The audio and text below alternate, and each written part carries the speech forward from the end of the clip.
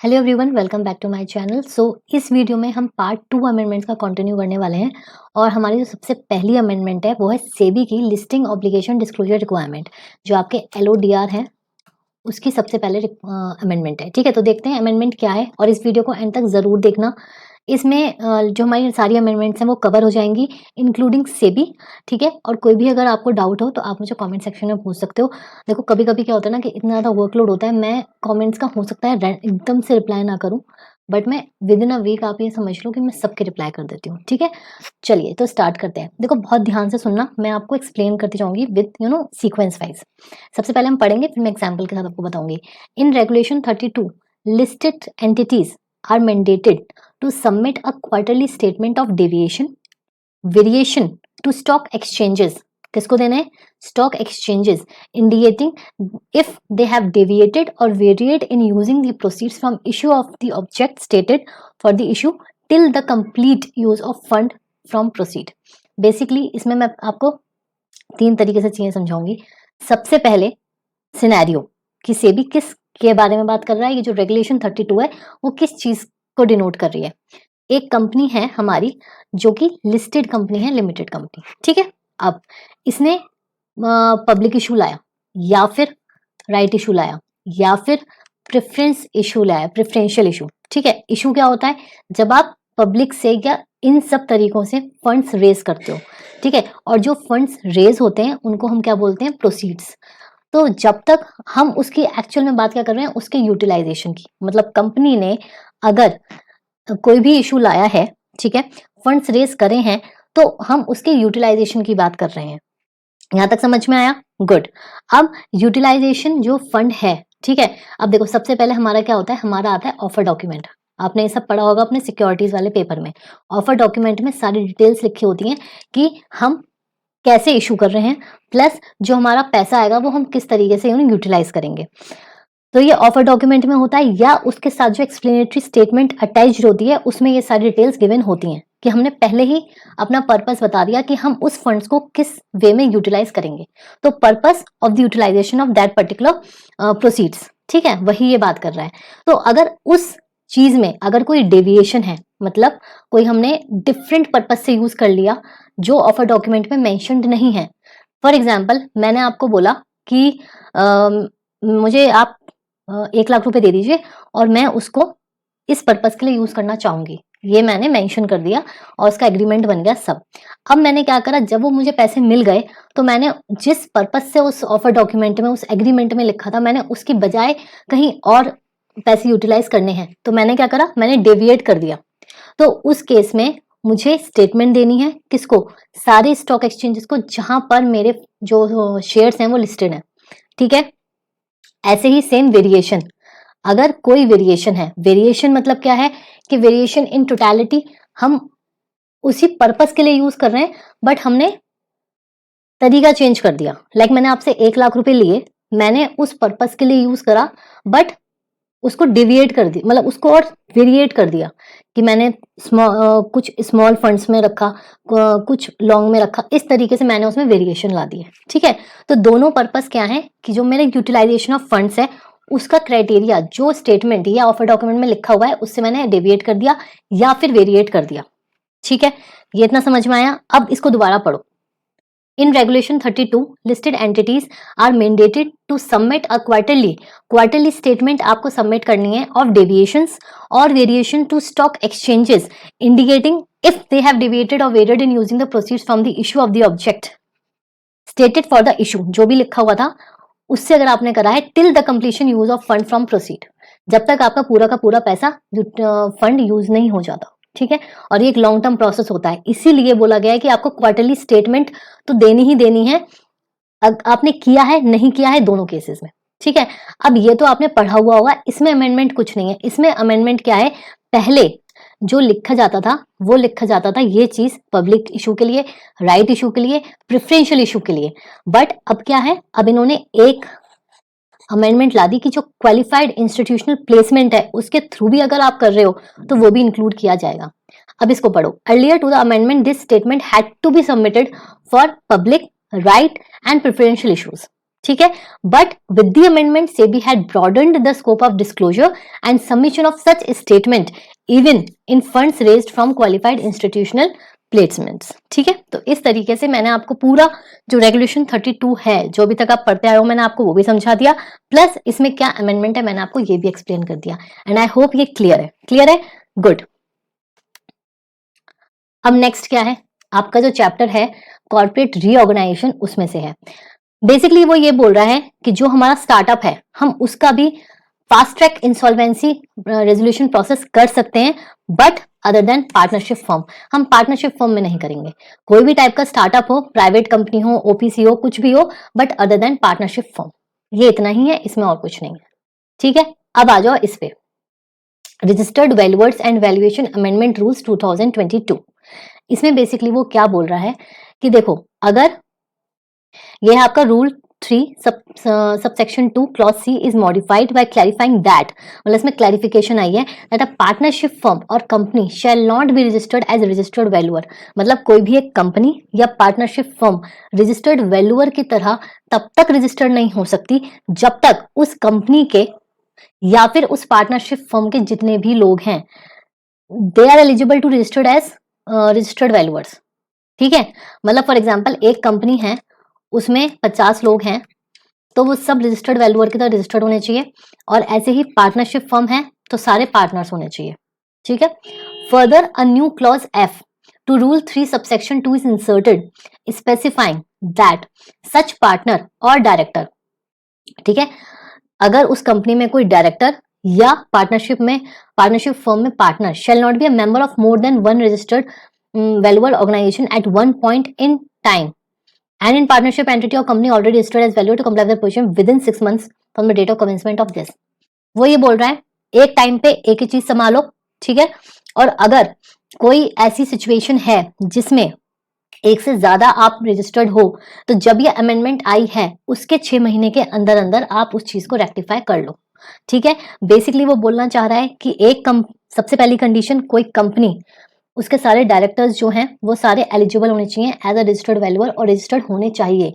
Same with partnership firm. ठीक है, secondly अगर जब तक ये आपकी अमेंडमेंट नहीं आई थी उससे पहले अगर कोई ऐसा केस है जहां पर एक से ज्यादा ऑर्गेनाइजेशन में आप रजिस्टर्ड हो एज रजिस्टर्ड वैल्यूअर, तो आप उसको रेक्टिफाई कर लो, क्योंकि एक टाइम पे एक ही जगह आप रजिस्टर्ड हो सकते हो एक ही ऑर्गेनाइजेशन में। ठीक है, like for example mister A है, वो मिस्टर ए है और वो कंपनी ए में भी रजिस्टर्ड है और कंपनी बी में भी रजिस्टर्ड है एज रजिस्टर्ड वैल्यूअर।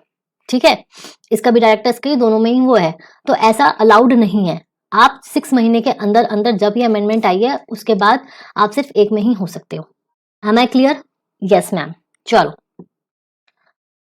अब इसी के साथ एक और rule 7A has been inserted which mandates that a registered valuer must inform the authority, that is IBBI, powers delegated to this and this as to any change in the personal details or modification in the composition of director वगैरह वगैरह in partnership or memorandum of association which may affect the registration of registration। मतलब अगर कोई भी changes आएंगे partnership firm के लिए क्या है पार्टनरशिप डीड, और कंपनी के लिए मेमोरेंडम ऑफ एसोसिएशन मतलब MOA।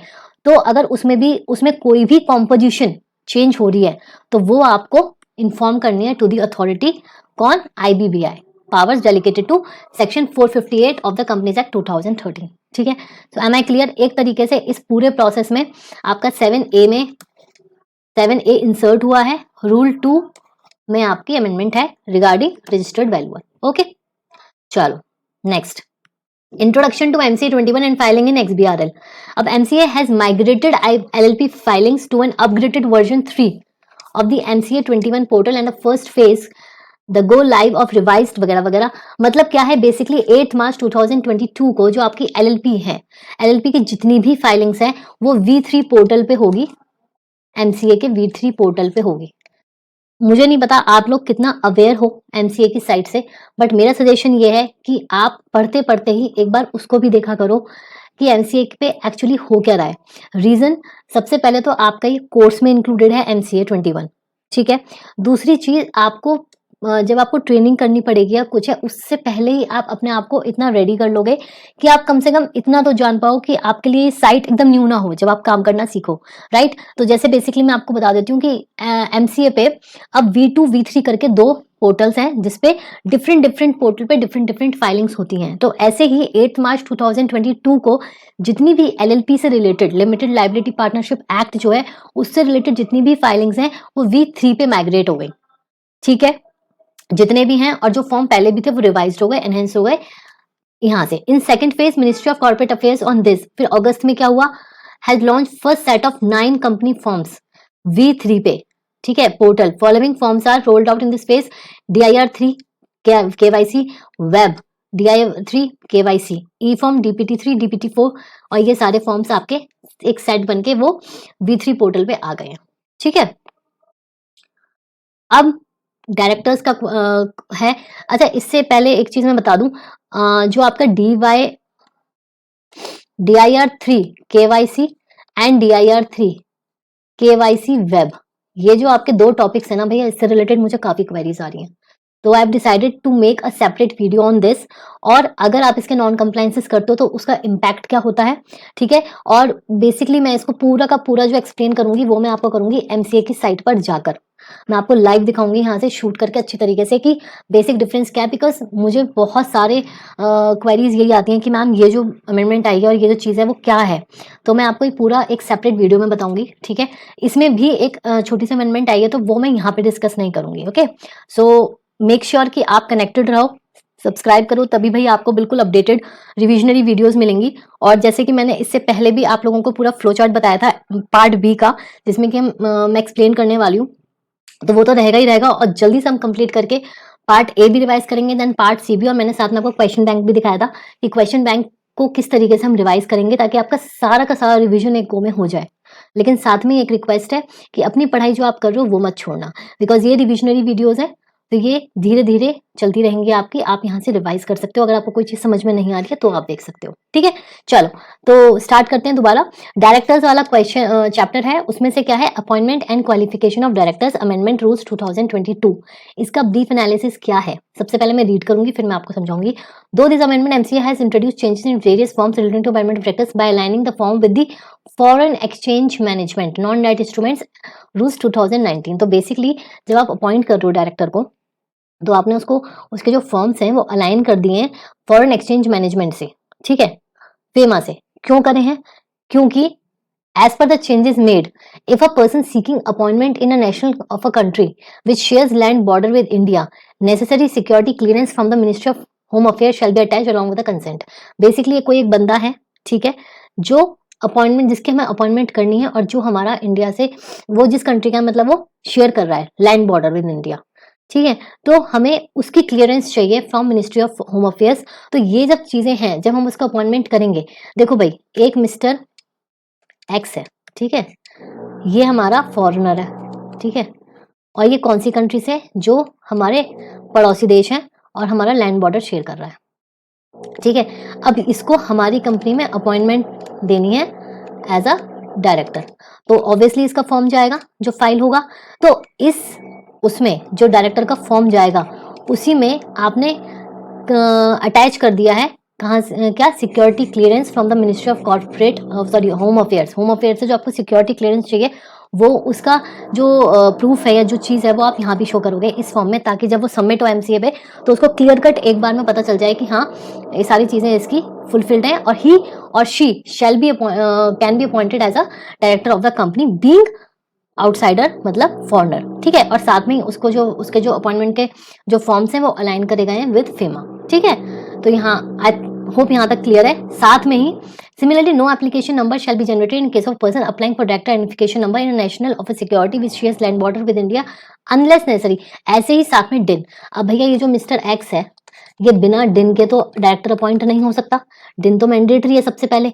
तो पहले आप क्या बोलोगे, इस चीज को कैसे रिकॉल करना है, पहले डिन, उसके लिए भी सेम चीज है, सारी चीजें unless security clearance from ministry of corporate affairs सब अटैच टू DIR3। डिन का जो फॉर्म है वो आपका कौन सा है, DIR3, ठीक है, एंड फिर है आपका DIR12। तो उन दोनों में ही आपको क्या चाहिए, सिक्योरिटी क्लियरेंस चाहिए समझ में आ गया? मतलब मिस्टर एक्स है, उसकी सिचुएशन ये है कि उसको अपॉइंट होना है हमारी कंट्री में और उसके लिए उसको चाहिए सिक्योरिटी क्लियरेंस, ठीक है, from ministry of home affairs. तो उसमें सबसे पहली रिक्वायरमेंट क्या है? डिन। तो उसके लिए भी उसको क्लियरेंस चाहिए, किस फॉर्म में? किस फॉर्म में अपडेट कर दी गई है, अटैच कर दी गई है? DIR 3 में। क्यों? क्योंकि वो डिन का होता है। एंड फिर जो उसकी अपॉइंटमेंट होगी वो होगी DIR 12 में, तो उसमें भी उसको सिक्योरिटी क्लियरेंस चाहिए। तो बेसिकली DIR 3 फॉर डिन एंड DIR 12 फॉर आपका अपॉइंटमेंट ऑफ डायरेक्टर। सिचुएशन मैंने आपको बताई थी, ठीक है। चलिए, अब एक और चीज है, ये है आपका इंडिपेंडेंट डायरेक्टर। सो अब हम स्टार्ट करते हैं अपनी सेकंड अमेंडमेंट, ठीक है, रूल्स। ये बेसिकली क्या है? ये एक इंडिपेंडेंट डायरेक्टर के बारे में हम बात कर रहे हैं, ठीक है। आपको पता होगा IICA जो आपकी वेबसाइट है, देखो मेरा सजेशन वही रहेगा बार बार कि प्लीज जब आप पढ़ते हो तो आप साइड बाय साइड लैपटॉप पे इन साइट्स को देखो, ठीक है। अब ये जो है ये कनेक्टेड है MCA पे। मैंने पर्सनली खुद ये चीज करी हुई है अपने ऑफिस टाइम में कि आपका जो इंडिपेंडेंट डायरेक्टर होता है उसका डेटा बैंक में रजिस्टर कराना का प्रोसेस होता है, ठीक है। कि IIC पे आप रजिस्टर कराओगे जिसमें कि उसकी जो क्वालिफिकेशन है, उसके एग्जाम्स वगैरह, जो असेसमेंट्स वगैरह होते हैं, डिटेल्स होती हैं कि इंडिपेंडेंट डायरेक्टर के लिए क्या जरूरी है कि उसको मतलब ही शुड बी एलिजिबल और understand the financials of the company, जिस कंपनी के लिए भी वो इंडिपेंडेंट डायरेक्टर जो है अपॉइंट हो रहा है, ठीक है। तो ये पूरा प्रोसेस होता है। पहले आप MCA पे रजिस्टर करोगे, वहां से आपको लॉगिन मिलेगा IICA का, और उसमें आप डिटेल्स डालोगे जितनी भी इंडिपेंडेंट डायरेक्टर की रिलेटेड होती है, मतलब क्वालिफिकेशन होती है, ब्ला ब्ला बहुत सारी चीजें होती हैं। And then at the end you have some assessments जिनको क्लियर करने के बाद वो फुल एंड फाइनल होता है, ठीक है। ये है पूरा प्रोसेस। अब इसकी अमेंडमेंट क्या आई है वो पढ़ो। According to the amendment, sub-rule 5 is inserted under Rule 6 of the Companies Appointment and Qualification of Directors, which is specifying any individual whose name has been removed from the data bank under sub-rule 4 may apply to the restoration of his name on the payment of fees 1000 rupees. जब आप initially जाते हो register कराने के लिए तब भी 1000 rupees फी है, आई थिंक। अगर आप चेंज हो गई हो तो पता नहीं, बिकॉज मैंने लास्ट 6 मंथ्स में तो नहीं किया है। एंड अगर आप रिस्टोर कराते हो वैसे तो सेम ही रहेगी, क्योंकि रिस्टोरेशन की फीस भी इन्होंने 1000 रखी है। Such allow such restoration subject to following conditions. तो कंडीशंस क्या है वो हम देखते हैं, लेकिन बेसिकली मैं ये बोलूंगी कि जैसे आपका इंडिपेंडेंट डायरेक्टर है, ठीक है। अब इंडिपेंडेंट डायरेक्टर मिस्टर एक्स वो अपॉइंट हुआ, उसका रजिस्टर हो गया डेटा बैंक में नाम। अब किसी तरीके से वो रिस्टोर कराना है, मतलब एक बार हट गया दोबारा रिस्टोर कराना है, तो उसका प्रोसेस क्या है? उसमें कुछ कंडीशंस हैं।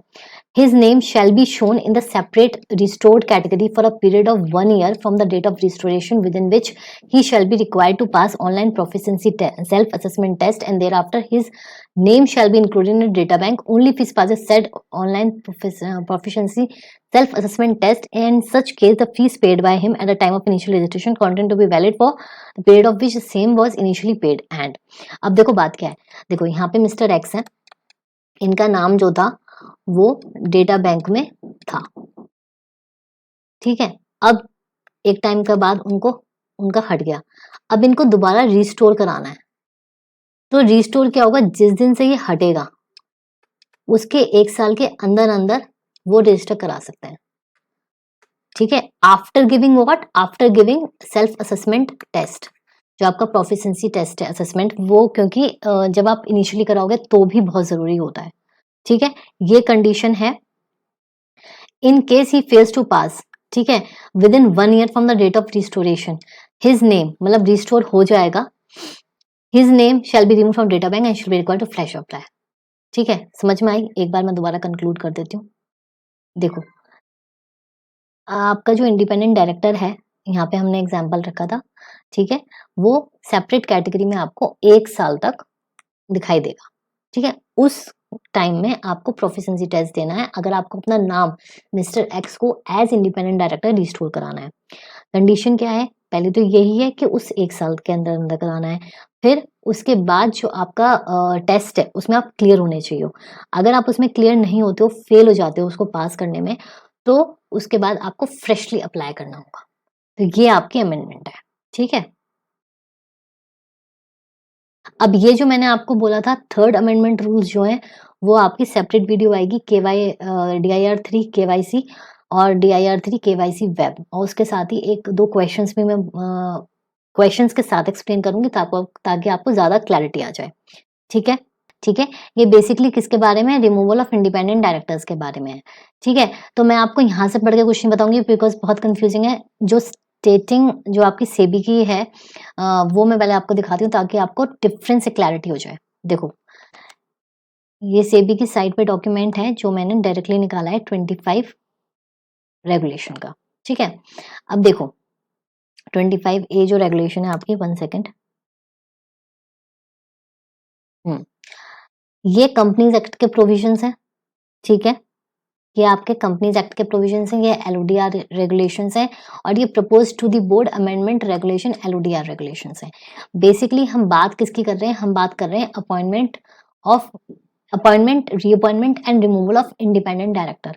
ठीक है, तो देखो जो हमारा कंपनीज एक्ट है वो क्या कहता है? Appointment of independent director ordinary resolution, reappointment of independent director special resolution, removal of independent director first term and second term. सबसे पहले तो मैं आपको ये चीज क्लियर कर दूं, कंपनीज एक्ट और यहाँ पे जो सेबी की रेगुलेशंस हैं वो अलग हो सकती हैं। क्यों? क्योंकि सेबी जो रेगुलेट करता है वो करता है लिस्टेड कंपनीज पे। ठीक है, अगर हम लोग पढ़ रहे हैं तो सबसे पहले हमें क्वेश्चन देख के, हम जब आंसर कर रहे हैं एग्जाम्स में, तो हमें सबसे पहले ये आइडेंटिफाई करना है कि वो बात किसकी कर रहा है। जल्दबाजी में बहुत सारे चांसेस ऐसे होते हैं कि बच्चे फटाफट ये देखेंगे appointment and reappointment of independent director, और वो ये बिना देखे कि कौन पूछ रहा है, किसके कंटेक्स्ट में पूछा जा रहा है, इधर कंपनीज एक्ट और सेबी, वो मर्ज कर देते हैं चीजों को या रिवर्स कर देते हैं। तो इस चीज का सबसे ज्यादा ध्यान रखना है आप लोगों को। ठीक है, इसलिए मैंने बोला जो अपॉइंटमेंट होती है फर्स्ट टर्म इंडिपेंडेंट डायरेक्टर की, वो as per companies act ordinary resolution से होती है, और जो LODR है 1 जनवरी के बाद तो आपके ऊपर एप्लीकेबल होंगे, वो स्पेशल रेजोल्यूशन है। ठीक है, अब स्पेशल रेजोल्यूशन ही आपका अमेंडमेंट में है। ठीक है, मतलब कुछ चेंज नहीं हुआ, बट क्या हुआ है? However if special resolution fails, ठीक है, ordinary resolution plus majority of minority. अभी मैं इसको एग्जाम्पल के साथ समझाऊंगी, डोंट वरी।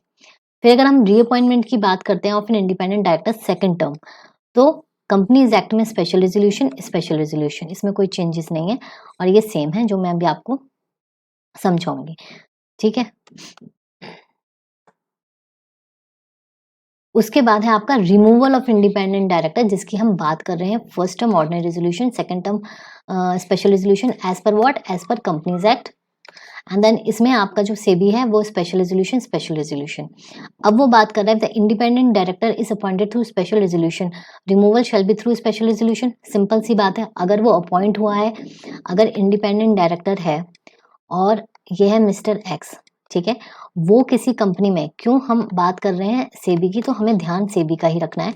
वो बोल रहा है फर्स्ट टर्म जो है, अगर वो SR से पास हुआ है, मतलब वो अपॉइंट हुआ है, तो रिमूवल भी उसका क्या होगा? SR से होगा। इसमें कोई झगड़े की और टेंशन की बात ही नहीं है। बट वो कह रहे हैं the independent directors appointed through ordinary resolution plus majority of minority, जो इसका सेकंड तरीका है। ठीक है, तो रिमूवल जो होगा वो भी आपका ordinary resolution plus majority of minority से होगा। ठीक है, तो पहले तो आप ये क्लियर करो, फिर मैं आपको फर्दर एक्सप्लेन करूंगी। And second term special resolution, no change proposed. ठीक है, मतलब जो आपका सारा अमेंडमेंट का खेल आया वो यहाँ पे आया है। ठीक है, अब दोबारा मैं आपको बता दूं कि ये क्या है। देखो, वो बोल रहा है इंडिपेंडेंट डायरेक्टर, हम सिर्फ सेबी की बात कर रहे हैं, अगर मिस्टर एक्स है वो SR से अपॉइंट हुआ है तो SR से ही रिमूव होगा, बात खत्म। और अगर वो SR से पास ना होके जो उसका दूसरा ऑल्टरनेटिव है उससे हुआ है, ठीक है, इनिशियली, तो वो उसी से रिमूव होगा। ठीक है, अब इसको हम एक एग्जाम्पल के साथ समझते हैं। ठीक है, मैंने आपको दोनों कंडीशंस बता दी कि अगर SR से ही पास हुआ है, अगर अपॉइंट हुआ है तो रिमूवल भी उससे होगा, और अगर SR से पास नहीं हुआ है तो votes cast in favour and then plus majority of minority. But इसको एग्जाम्पल से समझते हैं तो आपको ज्यादा क्लियर होगा। मैंने टोटल वोट्स कितने रखे हैं बेटा? 100। ठीक है, अब देखो, if SR is not passed, तो ऑल्टरनेटिव जो आपका मैकेनिज्म है वो क्या है? वोट कास्ट इन फेवर, जितने भी आपके फेवर में हुए हैं 60%, मतलब 60 इन नंबर, 75% एसआर में होने थे बट वो नहीं हुए। तो हम ये देखेंगे कि हमारे फेवर में कितने हुए और अगेंस्ट में कितने हुए। तो 60 और 40 का रेशियो आया, मतलब 60 आपके फेवर में थे, 75 नहीं हो पाए और अगेंस्ट में आपके 40 थे। तो जो ऑल्टरनेटिव मैकेनिज्म है उसको हम अब चेक करेंगे, कैसे? Vote cast in favour of, ठीक है, is greater than vote against, तो हम यहाँ पे तो कर रहे हैं, ठीक है, प्लस मेजॉरिटी ऑफ माइनॉरिटी, मतलब जो हमारे शेयर होल्डर्स हैं, ठीक है, तो vote cast by share holders in favour greater than vote cast against. तो हम ये दोनों पैरामीटर्स पे चेक करेंगे और अगर ये दोनों ही पैरामीटर्स फुलफिल होते हैं तो हम ये कह सकेंगे कि हाँ, इस तरीके से आप अपॉइंट कर दो इंडिपेंडेंट डायरेक्टर को, ठीक है। तो आई होप आपको क्लियर हो गया होगा, यहाँ से पूरी सिचुएशन मैंने एग्जाम्पल के साथ आपको समझा दिया है। आई थी 26 जुलाई को, stating that application for pan for LLP will now be filed, simplified pro forma कर दिया है फॉर इनकॉर्पोरेटिंग लिमिटेड लायबिलिटी, मतलब जो आपका एलएलपी के लिए जो पैन है, ठीक है, वो इलेक्ट्रॉनिकली आप इस फॉर्म में कर सकते हो, file using DSC of the applicant and after generation of LLPIN, और एमसीए जो है वो आपका फॉरवर्ड कर देगा 49A जो इनकम टैक्स का जो इसके पैन के लिए जो फॉर्म होता है उसमें। तो अब नेक्स्ट अमेंडमेंट क्या है, रिलेटेड टू इनकॉर्पोरेशन, ठीक है। According to this amendment rule 25B is inserted in the companies incorporation stating physical verification of registered office of the company by the registrar in terms of section 12 subsection 9 of the companies act in presence of 2 witness of the locality. पहले होता क्या था, initially ये एक तरीके से fraud भी करते थे कि आपका जो कंपनी का रजिस्टर्ड ऑफिस है वो कोई भी एड्रेस डाल दिया और उसकी वेरिफिकेशन कभी होती थी कभी नहीं होती थी।